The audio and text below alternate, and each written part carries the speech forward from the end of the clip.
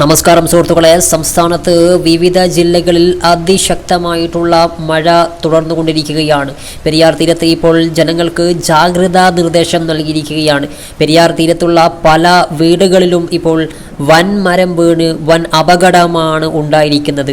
വീടിന് മുകളിൽ കരിങ്കല്ല് വീണിട്ടും പല വീടുകളും തകർന്നിരിക്കുകയാണ്. വീട്ടുടമകളും കുട്ടികളുമൊക്കെ തല നാരിഴക്ക് രക്ഷപ്പെട്ടു എന്ന് പറഞ്ഞാൽ മതി. ഇടുക്കി ഏലപ്പാറ ബോണാമിയിൽ വീടിന് മുകളിലേക്ക് മരം കട പുഴകി വീണിരിക്കുകയാണ്. വീട് ഭാഗികമായിട്ട് തകർന്നിട്ടുണ്ട്.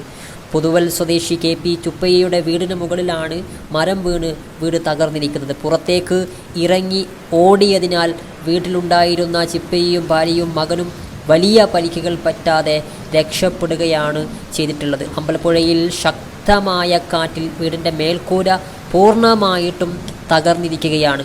അമ്മയും 4 വയസ്സുള്ള മകനുമാണ് വീട്ടിലുണ്ടായിരുന്നത്.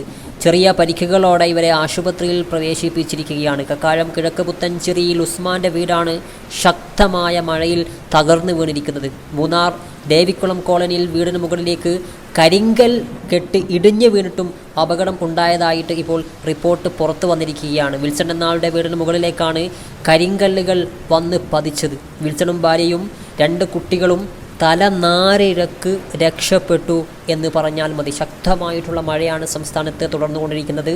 ജനങ്ങൾ ജാഗ്രത പാലിക്കണം എന്നുള്ള നിർദ്ദേശമാണ് കേന്ദ്ര കാലാവസ്ഥാ വകുപ്പിൻ്റെ ഭാഗത്തു നിന്ന് പുറത്തു വന്നിരിക്കുന്നത്. ജാഗ്രത പാലിക്കുക, ഷെയർ ചെയ്ത് മറ്റുള്ളവരിലേക്ക് എത്തിച്ചു കൊടുക്കുക.